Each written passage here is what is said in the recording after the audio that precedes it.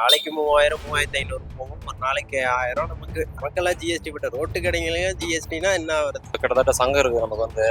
அது எல்லாரும் சேர்ந்து தான் ஆர்ப்பாட்டம் தான் பண்ணணும், வேறு வழி கிடையாது. ஏன்னா ஜிஎஸ்டி வரிலாம் கட்ட முடியாது. ஏன்னா நம்ம பிளாட்ஃபார்ம் கடை போட்டிருக்கோம், கடை எடுத்து பண்ண முடியாதனால நம்ம பிளாட்ஃபார்ம் கடை போட்டிருக்கோம். மேம் இதை பற்றி நினைக்கிறதுக்கு என்ன இருக்குது? டேக்ஸ் கேட்டாங்கன்னா அவங்க கட்டி தான் ஆகணும். அப்போ நான் சொன்னால் நான் பார்ட்டி சப்போர்ட்டர் தான். இப்போ எல்லா கடையிலும் ஜிஎஸ்டி இருக்குனாங்க, இதுக்குன்னே தனியாக சம்பாதிக்கிற மாதிரி முடியல ஆக்சுவலி. ஸோ இப்போ கவர்மெண்ட் இவ்வளோ தூரம் பண்ணுறாங்க, அவங்க சேலரியில் அவங்க எவ்வளோ டேக்ஸ் கட்டுறாங்க அப்படிங்கிற ஸ்டேட்மெண்ட் இருக்கா? அது இருக்கா காட்டுங்க, அப்போ நாங்கள் எல்லாரும் கட்டுறோம். ரோடு போடுறாங்க, எல்லாரும் சரிங்க, கையை விட்டு தோணுனா ரோடு வருதுங்க. இப்போ நாங்கள் எங்கள் காசுன்னு சொல்கிறீங்க, அப்போ நாங்கள் கணக்கு கேட்டால் கணக்கு கொடுக்க மாட்டேங்கிறீங்க, கணக்கு கேட்டால் அடிக்க வரீங்க. நான் டெய்லி 2 வீலரில் தான் ஆஃபீஸ் வந்து போயிட்டு இருக்கேன், அதே ரோடு அப்படியே தான் இருக்குது. ஸோ அந்த ஜிஎஸ்டியில் உள்ள காசு வந்து வணக்கம் மக்களே, நான் விஜய் பாலா. நம்ம இன்னைக்கு எங்கே இருக்கோம்னு பார்த்தீங்கன்னா பானிபூரி கடைக்கிட்ட தான். ஏன் அப்படின்னா இப்போ 3 நாளைக்கு முன்னாடி வந்து தமிழ்நாட்டில் இருந்து ஒருத்தர் வந்து 40 லட்ச ரூபா வெறும் பானிபூரி வித்துமே வருஷத்துக்கு சம்பாதிச்சிருக்காரு. இதனால இன்கம் டேக்ஸ் டிபார்ட்மெண்ட்ல இருந்து அவருக்கு நோட்டீஸ் ஒன்று அனுப்பியிருக்காங்க. இதை பற்றி பானிபூரி வைக்கிறவங்க எப்படி பார்க்குறாங்க, அவங்களுடைய கருத்து என்ன, ஒரு நாளைக்கு பானிபூரி வைக்கிறவங்க எவ்வளோ சம்பாதிக்கிறாங்க அப்படின்னு நம்ம அவங்கள்ட்ட கேட்டு தெரிஞ்சுக்கலாம். 2 வருஷமா நான் இந்த தொழில் பண்ணின்னு இருக்கேன். அவ்வளவா வருமானம் இல்லை. ஒரு நாளைக்கு 1500 2000 வருது.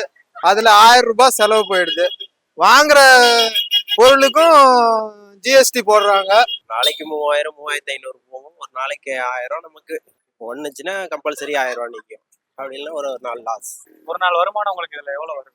வருமானம் பார்த்தீங்கன்னா ஒரு நாளைக்கு எல்லாம் செலவு போக ஒரு 800 900 தான் கிடைக்கும். ஒரு 1500 வரும். செலவெல்லாம் போக கையில் எவ்வளோ? செலவெல்லாம் போக ஒரு 750 ரூபா 800 ரூபா அப்படி உள்ள வரும். ஒரு நாளைக்கு எனக்கு வருமானம் 1000 ரூபா 1500 வரும். ஒரு நாளைக்கு குறைஞ்சது 1000 ரூபாய் செலவாகுது எனக்கு.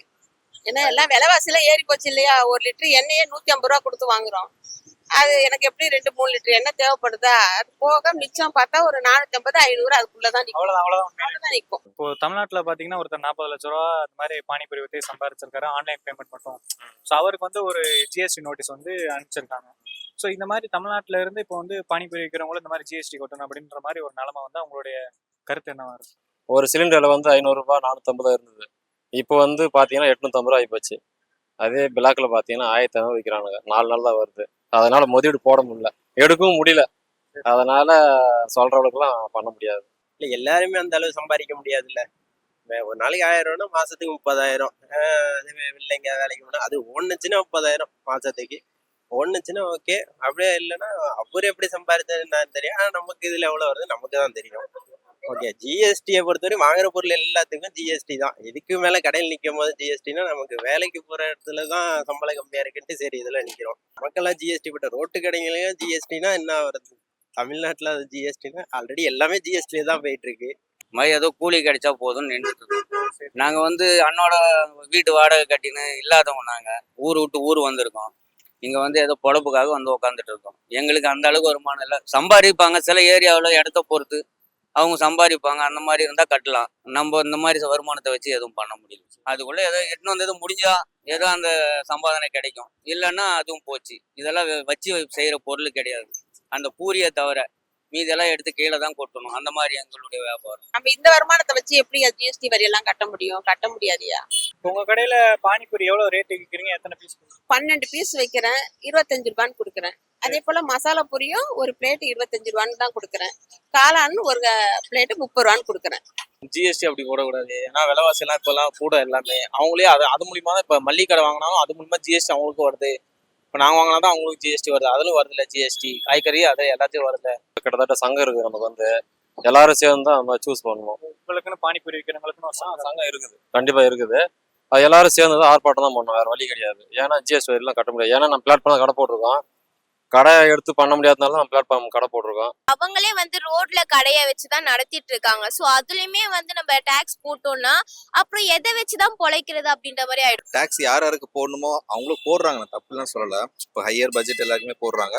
பட் அந்த ஈக்குவாலிட்டி வந்து எதுல காட்டணும் அதில் காட்டாம இதில் காட்டுறாங்க. ஆக்சுவலி டாப் லெவலில் இருக்கவங்களுக்கு ஒரு டாக்ஸஸ் அண்ட் லோ லெவலில் இருக்கிறவங்களுக்கு ஒரு டாக்ஸஸ் ஃபிக்ஸ் பண்ணாதான் கொஞ்சம் கரெக்டாக இருக்கும்னு தோணுது. ஏன்னா டாப்ல இருக்கவங்க ஒரேமே சம்பாதிக்கல, லோவில் இருக்கவங்க எல்லாருமே ஒன்று போல சம்பாதிக்கலாம். ஃபர்ஸ்ட் அதான் எல்லாருமே அண்டர்ஸ்டாண்ட் பண்ணிக்கணும். மேம் இதை பற்றி நினைக்கிறதுக்கு என்ன இருக்குது? டேக்ஸ் கேட்டாங்கன்னா அவங்க கட்டி தான் ஆகணும். அதுவும் தவிர அவங்க டேக்ஸ் வந்து அவங்களே ஆட்டோமேட்டிக்காக டிடெக்ட் பண்ணிக்கிறாங்களே. ஒரு ஹோட்டலில் நம்ம சாப்பிட்றோன்னு வச்சுக்கோங்களேன், அந்த பில்ல வந்து ஒரு ரேட் போடுறாங்க. அந்த ரேட்டோட அவங்களே சேர்த்து ஜிஎஸ்டியோட தான் தராங்க. ஒரு மெனு கார்டு பார்த்தா இந்த ஐட்டம் 200 ரூபா 300 ரூபான்னு போடுறாங்களே, அது அந்த விலையிலேயே அப்படியே ஒரு காலத்துல எப்படி இருந்தது, அந்த விலைன்னா அந்த விலையை நினைச்சு நம்ம வாங்கலாம். ஆனா வந்து அந்த வர பில்லு வந்து அந்த ஜிஎஸ்டியோட சேர்த்து வருது, 5% ஜிஎஸ்டி சம்திங் போடுறாங்க. ஸோ அதை கட்டி தான் ஆகணும்னு ஒரு இது இருக்கு. என்ன நான் ஓப்பனாக சொல்லலாம், நான் பார்ட்டி சப்போர்ட்டர் தான். இருந்தாலுமே 5 வருஷம் ஆட்சியை கொடுத்தாச்சு. ஸோ நம்ம இது பண்ணி தான் ஆகணும். நோ அதர் இது. ஸோ கவர்மெண்ட் அதை அட்லீஸ்ட் அவங்க ஏதாவது கன்செஷன் கொடுக்குங்க. அதான் என்னன்னா, பெரிய பெரிய இவங்களெல்லாம் கொண்டாடுறாங்க, அது தப்பு இல்லை. செலிபிரிட்டிஸ் எல்லாம் கொண்டாடுறாங்க, அவங்களுக்கு கோடி கணக்கில் கொடுக்குறாங்க. மக்களுக்கு ஒரு சின்னதா ஒரு இது கூட பண்ணலாட்டி எப்படி? ஸோ கண்டிப்பா இது ஹை டைம் ஏதாவது பண்ணி தான் ஆகணும். ஏன்னா ஏற்கனவே விலைவாசிலாம் வேற நிறைய இன்ஃப்ளேஷன் வேற நிறைய இருக்கு நம்ம கண்ட்ரில. ஸோ இந்த ஜிஎஸ்டிலயாவது கொஞ்சம் குறைச்சு தான் ஆகணும்.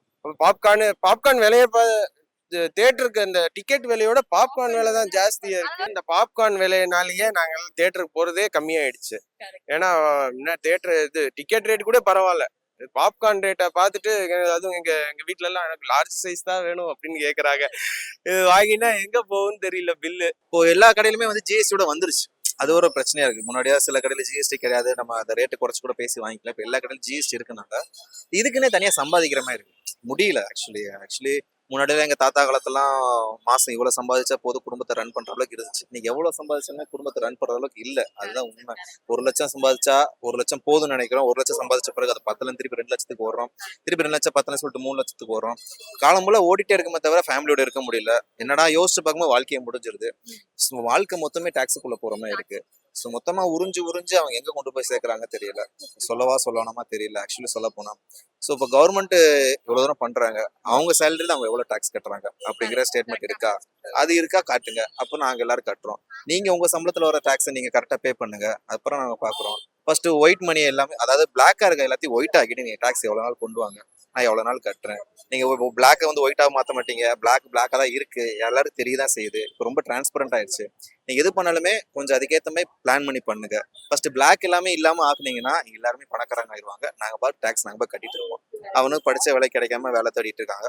ஸோ அதனால ரொம்ப கஷ்டமான சுச்சுவேஷன் தான். வர இந்தியாவில வேண்டாம்ப்பா, பேசாம வெளிநாட்டுக்கு ஏதாவது நியூசிலாந்து பிள்ளையோ ஆஸ்திரேலியா பிள்ளையோ ஏதாவது ஸ்ரீலங்கா கூட ஓடிலாம் போல இருக்கு. இங்கோட பதவி அங்க அதிகமா இருந்தாலுமே ஸ்ரீலங்கா கூட ஓடிலாம் போல இருக்கு. அந்த ரேஞ்சு போயிட்டு இருக்கு. கவர்மெண்ட் என்ன சொல்றாங்கன்னா டாக்ஸ் வந்து நாங்க வந்து உங்களுக்கு தான் செலவு பண்றோம், ரோடு போடுறோம் அந்த மாதிரி சொன்னாங்க. ரோடு போடுறாங்க எல்லாம் சரிங்க, கையை விட்டு தோணுனா ரோடு வருதுங்க. அந்த மாதிரி எல்லாம் ரோடு போட்டா எதுக்குங்க? இருந்தாலும் உண்மையே சொல்ல போனா ரோடு எல்லாம் போடுறீங்க இல்லைன்னு சொல்லுங்க, அது உங்க கடமைங்க. அது எங்க அமௌண்ட்ல போடுறீங்க எல்லாம் சரி, எங்க அமௌண்ட்ல போடுறீங்க, எங்களுக்கு டிரான்ஸ்பரண்டா இருக்கா? இந்த லோடு போடுற கான்ட்ராக்ட் இவ்வளோ இந்த அளவுல போட்டிருக்கோம் அப்படிங்கிற எங்களுக்கு டிரான்ஸ்பரண்டா இருக்கா? நாங்க கொடுத்த காசுக்கு அப்ப நாங்க கணக்கு கேட்கிறோம். 7 அடி தோண்டணுங்கிறாங்க, 10 அடிக்கு ரோடு இருக்கணுங்கிறாங்க. எங்க இருக்கு? இப்ப நாங்க கணக்கு கேட்போம்ல. இப்போ நாங்க எங்க காசுன்னு சொல்றீங்க, அப்ப நாங்க கணக்கு கேட்டா கணக்கு கொடுக்க மாட்டேங்கிறீங்க, கணக்கு கேட்டா அடிக்க வரீங்க, மேலிடத்தை வச்சு மிரட்டுறீங்க. அப்ப அது எங்க காசுன்னு நாங்க சொல்ல முடியும், எங்க உரிமை கொண்டாட முடியும்? எதை கேட்டாலும் கவர்மெண்ட் தான் கொடுத்துருக்குன்னு பேச்சுகள் வருது. இப்போ கவர்மெண்ட் தான் கொடுத்துருக்கோம், எங்க காசு நீங்க போடுறீங்க, அதை நாங்க கேட்டா சொல்ல முடியாதுன்னு சொல்றீங்க. இது எப்படி சாத்தியம்? இப்போ ஜிஎஸ்டி ஏன் வேணான்னு சொல்றேன் அப்படின்னா, இந்த மந்த் எண்ட்லாம் நம்ம படத்துக்கு போவோம், பசங்க எல்லாம் படத்துக்கு போவோம், 60 ரூபா டிக்கெட் தான் எடுத்து போவோம். அதுக்கு 60 ரூபா டிக்கெட் எடுத்து போய் சரி அப்போ பசிக்குது, நைட் ஷோலாம் போனா பசிக்குது அப்படின்னு சொல்லி பாப்கார்ன் எல்லாம் கேட்ட 150 ரூபா கேட்கறாங்க. ப்ரோ அந்த பாப்கார்ன் வெளில 10 ரூபா ப்ரோ, அந்த ரோட்டு கடையெல்லாம் 10 ரூபா ப்ரோ. அந்த பாப்கார்னை தியேட்டர்ல போட்டு வச்சுட்டு 100 ரூபா 150 ரூபா வாங்குறாங்க. அந்த ஜிஎஸ்டி வச்சு ரோடு போடுறோம். இப்போ ரீசெண்டா இப்போ போனாடி வெள்ளம் கூட ஒன்று வந்துச்சுல்ல, ஏதோ நாங்க பாதாள சுரங்கம் வச்சோம் அப்படி டிஎம்கேவை பார்த்து கேள்வி கேட்டாங்க. ஆனா தண்ணி அதே முட்டி அளவுக்கு தான் இருக்கு. நான் டெய்லி 2 வீலர் தான் ஆஃபீஸ் வந்து போயிட்டு இருக்கேன், அதே ரோடு அப்படியே தான் இருக்கு. ஸோ அந்த ஜிஎஸ்டியில உள்ள காசு வந்து எந்த ஸ்டேட்டுக்கு போகுது எங்க போகுதுன்னே தரல. ஆனா ஜிஎஸ்டின்னு ஒண்ணு வாங்குறானுங்க. ஆனா அந்த ஜிஎஸ்டி வாங்குறாங்கன்னு தெரியாமலே நிறைய பேர் வந்து அதை வாங்கிட்டு தான் இருக்காங்க. இப்போ ஜிஎஸ்டி இதுக்கு இவ்வளவு போகுது அப்படின்னு சொல்லி நம்ம இருக்கிற நார்மல் மிடில் கிளாஸ் பீப்புளுக்கோ அவங்க யாருக்கோ தெரிய மாட்டேங்குது. ஸோ ஜிஎஸ்டி என்னைய பொறுத்த வரைக்கும் வேணாம்னு சொல்லுவேன். நம்ம சினிமாக்கு போறதே, நான்லாம் வந்து ஒரு படம் வருதுன்னா படத்துக்காகலாம் போவே மாட்டேன், பாப்கார்னுக்காக தான் நான் முக்காவாசி போவேன். அதுவே இவ்வளோ பெரிய சின்ன பாப்கார்ன் கூட வந்து ரேட் அதிகமா விற்கிறாங்களா. ஸோ அதனால எங்க வீட்டுல வந்து 1 வாங்கி 5 பேர் சாப்பிடணும்னா எப்படி சாப்பிட முடியும்? அவங்க என்ன பண்றாங்க, விலையெல்லாம் ஏத்திட்டு வந்து மக்களுக்காக தான் பண்றோம் அந்த மக்கள் அப்படின்ற ஒரு வார்த்தையை யூஸ் பண்ணிடுறதால எல்லாருமே வந்து ஆஃப் ஆயிடுறாங்க. அப்படி மக்களுக்காக பண்றதா இருந்தா நம்ம எல்லாம் ஏன் கஷ்டப்பட போறோம்? இப்ப நிறைய பேருக்கு வந்து வேலை கிடைக்காம இருக்காங்க, கரெக்ட் தானே? வேலையும் இல்ல, வேலையும் ஏத்திடுவீங்க, அப்ப நாங்க எங்கதான் போறது?